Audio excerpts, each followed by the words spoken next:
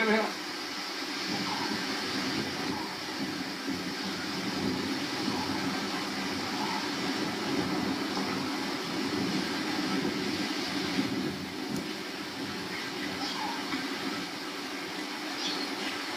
මොකම තකහනි තා හදිගෙන් දීතන මෙයාට දැක්කේ.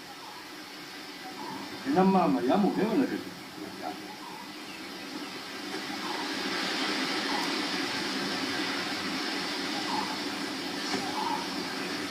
බලා හදිගෙන්ට පැනතක් ලයි මෙහාට ආවේ.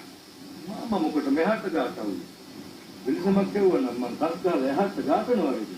අඩ මුකුඹ චාලිතර සීපරාද කරලා පිටේ කියක් සායයට ගන්න වලිකන්නේ.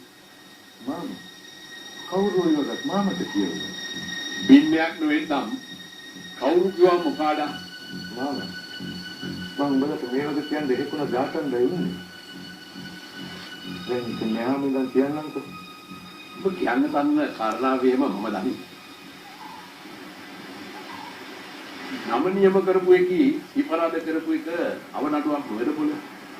ඕනම. ඔබ කාරණේ හරියට දන්නේ නැතුව. එළියෙන් යන පැකිය කාලේ වෙන මාමෙන් මේ නම නියම කරවලු. අර සුදුකුමේ නග මයම නගා. එන්නක මං කොහොම මේක සහය ගන්නේ? අඩ එහෙනම් තා ඒකේ ආදර කැක්කුම් පාලා නැතුව උල්ලාරුන්නාස පල්ල සත්ත මාමා. එහෙම නැතුව මං ඒක සලකවේ මයම අම්මගේ බඩවැල කඩාගෙන ආපු නගාවයි. අඩ මඩ පුතා ඔබ සායයට ගන්න ඕන ඔබ බලාපේ කියා. මම කට කිව්වේ තමන්ගේ ණයන්ට අහිතක් කියන්න නරකයි කියලා විතරයි. මොන කේන්න ගමරාල මාමා. මං ගාන කියලා එක්ක ඉස්ලෙව්වා. අම්මා අප්පා කැටුම්ගේ උන්දලට බහදීලා ස්ථාපන. ඒකද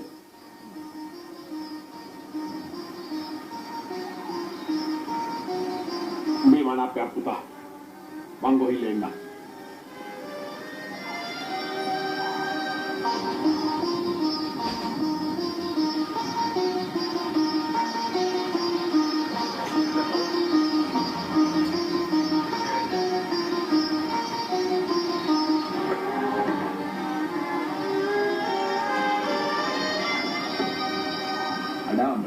මේක නවල නෙවෙයිම නෙවෙයි.